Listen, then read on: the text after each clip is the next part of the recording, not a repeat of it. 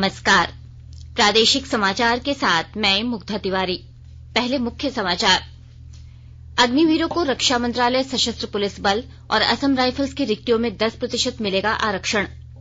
प्रधानमंत्री नरेंद्र मोदी आज दिल्ली में प्रगति मैदान एकीकृत ट्रांजिट कॉरिडोर परियोजना की मुख्य सुरंग और 5 अंडरपास राष्ट्र को करेंगे समर्पित। पोलियो टीकाकरण अभियान 2022 झारखंड सहित 11 राज्यों और केंद्र शासित प्रदेशों में आज से शुरू। और विद्यार्थियों के आंदोलन की वजह से फंसे यात्रियों की सुविधा को देखते हुए आज धनबाद से विशेष ट्रेनों का किया जाएगा परिचालन। और अब समाचार विस्तार से। रक्षा मंत्री राजनाथ सिंह ने कहा है कि अग्निपथ योजना के अंतर्गत अग्निवीरों को रक्षा मंत्रालय की रिक्तियों में 10% आरक्षण दिया जाएगा। श्री सिंह ने कहा कि अपेक्षित पात्रता मानदंड पूरे करने वाले अग्निवीरों के लिए भारतीय तटरक्षक बल और रक्षा विभाग के सिविलियन पदों तथा रक्षा मंत्रालय के अंतर्गत सभी 16 सार्वजनिक प्रतिष्ठानों में आरक्षण लागू किया जाएगा। यह आरक्षण भूतपूर्व सैनिकों के लिए मौजूदा आरक्षण से अलग होगा। रक्षा विभाग के सार्वजनिक प्रतिष्ठानों से कहा जाएगा कि वे संबद्ध भर्ती नियमों में संशोधन करें। रक्षा मंत्री ने कहा कि आयु में अपेक्षित छूट का प्रावधान भी लागू होगा। इन प्रावधानों को लागू करने के लिए संबद्ध भर्ती नियमों में आवश्यक संशोधन किए जाएंगे। इससे पहले गृह मंत्रालय ने अग्निवीरों को केंद्रीय सशस्त्र पुलिस बलों और असम राइफल्स में भर्ती के लिए 10% आरक्षण देने का फैसला किया था। आरक्षण के अलावा अग्निवीरों को आयु सीमा में 3 वर्ष की छूट भी दी जाएगी। अग्निवीर के पहले बैच के लिए आयु सीमा में छूट 5 वर्ष की होगी। नेहरू युवा केंद्र संगठन एक अभियान के तहत देश भर के युवाओं से संपर्क करेगा और उन्हें नई सुधार योजना अग्निपथ की प्रमुख विशेषता की जानकारी देगा। इसका उद्देश्य इस कार्यक्रम को युवाओं में लोकप्रिय बनाना है। नेहरू युवा केंद्र संगठन अपने क्षेत्रीय अधिकारियों के अलावा यूथ क्लबों और अन्य संबद्ध पक्षों के युवाओं को एकजुट करेगा। प्रधानमंत्री नरेंद्र मोदी आज दिल्ली में प्रगति मैदान एकीकृत ट्रांजिट कॉरिडोर परियोजना की मुख्य सुरंग और 5 अंडरपास राष्ट्र को समर्पित करेंगे। इस अवसर पर प्रधानमंत्री एक सभा को भी संबोधित करेंगे।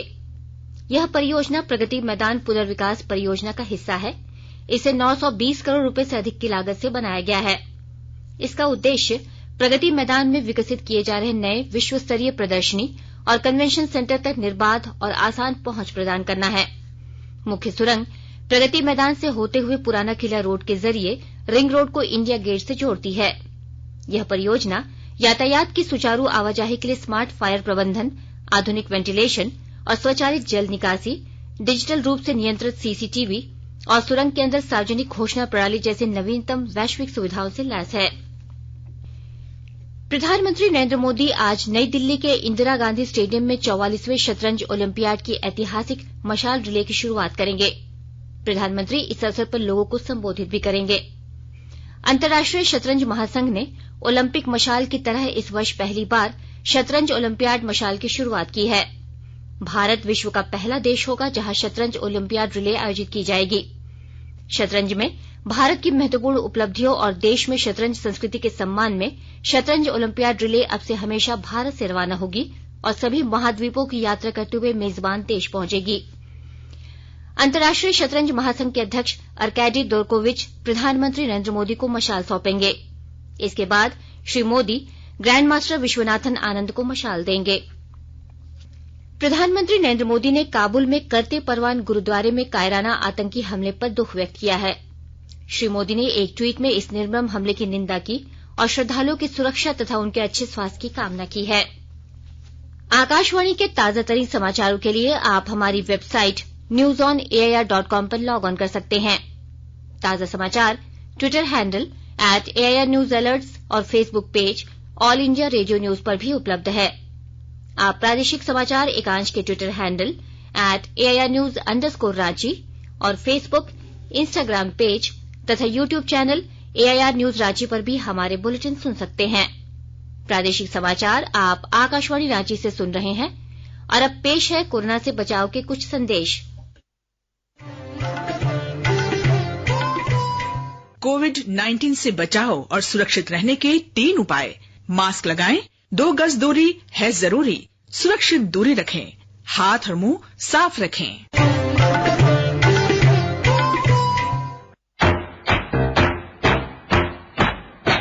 चलो मिलकर एक शुरुआत करें, चलो एक फैसला आज करें,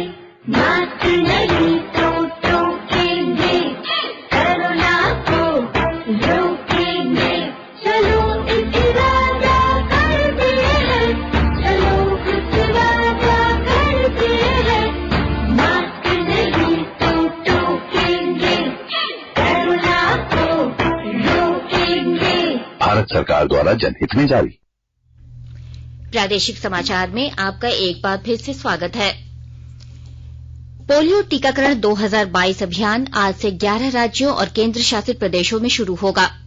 स्वास्थ्य मंत्रालय ने कहा है कि इस वर्ष का पहला उपराष्ट्रीय टीकाकरण दिवस 5 वर्ष से कम आयु के लगभग 3 करोड़ 9 लाख बच्चों को पोलियो प्रतिरोधक खुराक पिलाकर शुरू होगा।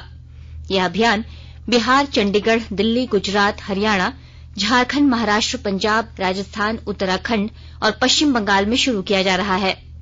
इस अभियान का लक्ष्य बच्चों को पोलियो खुराक देना है। यह कार्य पोलियो केंद्रों, घर घर जाकर और मोबाइल तथा ट्रांजिट टीम के माध्यम से किया जाएगा। सरकार ने इस नियमित टीकाकरण कार्यक्रम में बच्चों को अतिरिक्त सुरक्षा प्रदान करने के लिए इंजेक्शन से निष्क्रिय किए गए पोलियो वायरस वैक्सीन की शुरुआत की है। मंत्रालय ने कहा है कि भारत को मार्च 2014 में पोलियो मुक्त प्रमाणित किया गया था, लेकिन बाहर से या वैक्सीन से उत्पन्न पोलियो वायरस के उभरने का जोखिम वैश्विक उन्मूलन तक बना रहता है। इसलिए देश में अधिक से अधिक लोगों को पोलियो प्रतिरोधक खुराक देने और निरंतर निगरानी बनाए रखने की जरूरत है। अग्निपथ योजना के विरोध में देश के कई हिस्सों में छात्रों द्वारा प्रदर्शन जारी है। छात्रों के आंदोलन को देखते हुए रेलवे ने कई ट्रेनों को रद्द कर दिया है। आज जो ट्रेनें रद्द रहेंगी उनमें Dumka Ranchi express, Ranchi Chopan express, Raxaul Hyderabad express और भागलपुर रांची एक्सप्रेस शामिल हैं। विद्यार्थियों के आंदोलन की वजह से फंसे यात्रियों की सुविधा को देखते हुए आज धनबाद से विशेष ट्रेनों का परिचालन किया जाएगा। जिन विशेष ट्रेनों का परिचालन होगा उनमें धनबाद हटिया और धनबाद पुरी शामिल हैं। धनबाद हटिया ट्रेन रात 11 बजे धनबाद से प्रस्थान करेगी, जो अगले दिन सुबह 4:30 बजे हटिया पहुंचेगी। वहीं धनबाद पुरी ट्रेन रात 11:30 बजे धनबाद से प्रस्थान करेगी, जिसके पुरी पहुंचने के समय अगले दिन दोपहर 2:15 बताया गया है। हजारीबाग पूर्वी वन प्रमंडल में इस मानसून में 5,33,000 पौधे लगाए जाएंगे। इसे लेकर वन विभाग की ओर से तैयारियां शुरू कर दी गई हैं। विस्तृत ब्यौरा दे रहे हैं हमारे हजारीबाग संवाददाता।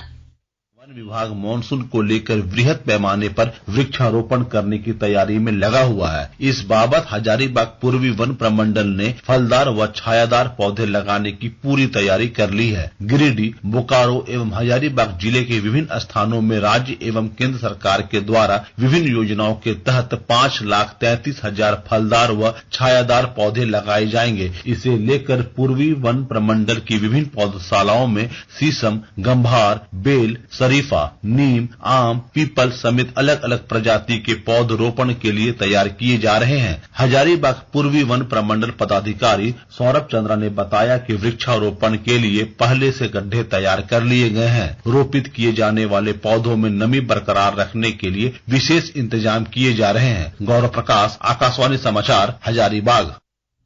राज्य में संताल परगना के रास्ते कल मानसून प्रवेश कर गया है। पहले दिन संताल परगना के गोड्डा, साहिबगंज, देवघर और दुमका में मानसून की पहली बारिश हुई। 2 से 3 दिनों के अंदर मानसून पूरे राज्य में प्रवेश कर जाएगा। पिछले वर्ष 12 जून को मानसून ने झारखंड में प्रवेश किया था। मौसम विभाग के अनुसार कल राज्य के मध्य हिस्से, राजधानी रांची और आसपास में बारिश हो सकती है। वहीं आज और कल संताल परगना में भारी बारिश होने की संभावना है। जामताड़ा जिले में किसानों को किसान क्रेडिट कार्ड उपलब्ध कराने के लिए सभी प्रखंड मुख्यालयों में 23 जून को मेगा कैंप लगाया जाएगा। उप विकास आयुक्त अनिलसन लकड़ा ने बताया कि किसान क्रेडिट कार्ड कैंप का मुख्य उद्देश्य प्रधानमंत्री किसान योजना एवं बिरसा किसान योजना के लाभ से वंचित किसानों को केसीसी से जोड़ना है, ताकि किसान समय पर कृषि कार्य पूर्ण कर सके। उन्होंने कहा कि केसीसी का लाभ पाकर जिले के किसान अच्छी पैदावार प्राप्त कर अपनी आर्थिक स्थिति सबल बना सकेंगे। खूंटी जिले में लगातार बढ़ रही 2 पहिया वाहनों की चोरी की घटना पर अब रोक लगेगी। पुलिस ने इन घटनाओं को अंजाम देने वाले शातिर अपराधियों को गिरफ्तार किया है। विस्तृत ब्यौरा दे रही हैं हमारी खूंटी संवाददाता। लगातार बाइक, स्कूटी चोरी की घटनाओं को अंजाम देने वाला मास्टरमाइंड मनोज संवासी और सहयोगी हरे कृष्णा को पुलिस ने गिरफ्तार किया है। साथ ही चोरी की घटना में शामिल एक बालक को भी निरुद्ध किया गया है। खूंटी एसपी अमन कुमार ने बताया कि लगातार खूंटी, साइको, मारंगहादा, अड़की, मुरहू क्षेत्र में बाइक स्कूटी चोरी की सूचनाएं मिल रही थी। सूचना के आधार पर खूंटी पुलिस ने त्वरित कार्रवाई आरंभ की और चोर गिरोह के 19 वर्षीय मास्टरमाइंड मनोज संवासी को धर दबोचा। मनोज संवासी कर्रा थाना क्षेत्र के गुनी गांव का निवासी है। साथ ही 24 वर्षीय सहयोगी हरे कृष्णा को अड़की थाना क्षेत्र के सरगया क्षेत्र से गिरफ्तार किया। एसपी ने बताया कि इनके पास बाइक, स्कूटी की चाबियों का गुच्छा रहता था, उसे भी जब्त किया गया है। ज्योत्सना शीला, आकाशवाणी समाचार, खूंटी। गोड्डा के ठाकुर गंगती थाना क्षेत्र के भगैया मुख्य मार्ग पर बेला टिकर गांव के पास देर रात ट्रक की चपेट में आने से एक व्यक्ति की मौत हो गई है। मृतक एक मजदूर था। एक दूसरी घटना में पत्थरगामा थाने के बंदरवान ग्राम के पास एक ऑटो पलटने से 4 लोग घायल हो गए हैं। सभी का इलाज गोड्डा हॉस्पिटल में किया जा रहा है। कोडरमा के सैनिक स्कूल तिलैया में सेंट्रल जोन स्पोर्ट्स चैंपियनशिप 2022-23 का आगाज हो गया। कल शाम उपायुक्त आदित्य रंजन ने इस चैंपियनशिप का विधिवत शुभारंभ किया। इस चैंपियनशिप में 4 राज्यों के 7 सैनिक स्कूल की टीमें हिस्सा ले रही हैं, जिसमें 457 कैडेट अपना दमखम दिखा रहे हैं। 24 जून को इस प्रतियोगिता का समापन हो जाएगा। प्रतियोगिता में बिहार के नालंदा और गोपालगंज, छत्तीसगढ़ के अंबिकापुर, मध्य प्रदेश के रीवा, उड़ीसा के भुवनेश्वर और संबलपुर के सैनिक स्कूल के अलावे सैनिक स्कूल तिलैया के खिलाड़ी अपना दमखम दिखा रहे हैं। उद्घाटन मैच में सैनिक स्कूल तिलैया और सैनिक स्कूल अंबिकापुर के बीच बास्केटबॉल का मैच खेला गया। आकर्षक मार्च पास्ट के साथ चैंपियनशिप की शुरुआत हुई, जिसमें सभी 7 सैनिक स्कूलों के कैडेटों ने प्रदर्शन किया। इस मौके पर उपायुक्त आदित्य रंजन ने प्रतिभागियों को चैंपियनशिप के लिए बधाई दी और उनके उज्जवल भविष्य की कामना की। नीदरलैंड्स में रॉटरडम में FIH महिला हॉकी प्रो लीग टूर्नामेंट में आज भारत दूसरे मैच में अर्जेंटीना के साथ खेलेगा। कल पहले मैच में भारतीय महिलाओं ने शानदार प्रदर्शन करते हुए शूटआउट में अर्जेंटीना को ही 4-3 से हरा दिया। निर्धारित समय में दोनों टीमें 3-3 गोल से बराबरी पर थीं।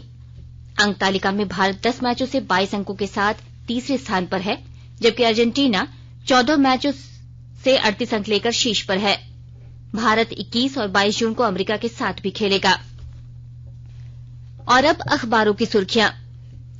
राज्य से प्रकाशित होने वाले लगभग सभी अखबारों ने राज्य के 3 जिलों में हुई हत्या की खबर को पहले पन्ने पर प्रमुखता से प्रकाशित किया है। प्रभात खबर ने लिखा है, पंडरा में घर में घुसकर भाई बहन की हत्या, मां पर हमला कर किया गंभीर रूप से घायल, देवघर कोर्ट में पेशी के लिए आए अपराधी को मार डाला। पलामू में राज्य के एजेंसी कर्मी की गोली मारकर हत्या। दैनिक भास्कर की सुर्खी है, सरकार की पहल, अग्निवीरों को गृह रक्षा मंत्रालय की भर्तियों में मिलेगा 10% कोटा। दैनिक हिंदुस्तान ने लिखा है, विरोध प्रदर्शन के बीच केंद्र ने युवाओं को गृह और रक्षा मंत्रालय में मौका देने की बात कही, अग्निवीरों को कई विभागों में मिलेगा आरक्षण। दैनिक जागरण की सुर्खी है, रक्षा और गृह मंत्रालय में अग्निवीरों को 10% आरक्षण, जहाजरानी, कौशल विकास, आवास और पेट्रोलियम मंत्रालय भी अपनी नौकरियों में देंगे कई रियायतें। रांची एक्सप्रेस ने लिखा है, झारखंड में संताल के रास्ते मानसून ने की एंट्री, अगले 2 दिनों में पूरे प्रदेश में शुरू होगी बारिश। वहीं अंग्रेजी दैनिक द टाइम्स ऑफ इंडिया और हिंदुस्तान टाइम्स ने भी लिखा है, सरकार ने अग्निवीरों के लिए गृह और रक्षा मंत्रालय में किए कई राहत भरे ऐलान। अंत में मुख्य समाचार एक बार फिर। अग्निवीरों को रक्षा मंत्रालय, सशस्त्र पुलिस बल और असम राइफल्स की रिक्तियों में 10% मिलेगा आरक्षण। प्रधानमंत्री नरेंद्र मोदी आज दिल्ली में प्रगति मैदान एकीकृत ट्रांजिट कॉरिडोर परियोजना की मुख्य सुरंग और 5 अंडरपास राष्ट्र को करेंगे समर्पित। पोलियो टीकाकरण अभियान 2022 झारखंड सहित 11 राज्यों और केंद्र शासित प्रदेशों में आज से शुरू। और विद्यार्थियों के आंदोलन की वजह से फंसे यात्रियों की सुविधा को देखते हुए आज धनबाद से विशेष ट्रेनों का किया जाएगा परिचालन। इसके साथ ही आकाशवाणी रांची से प्रादेशिक समाचार का ये बुलेटिन समाप्त हुआ। नमस्कार।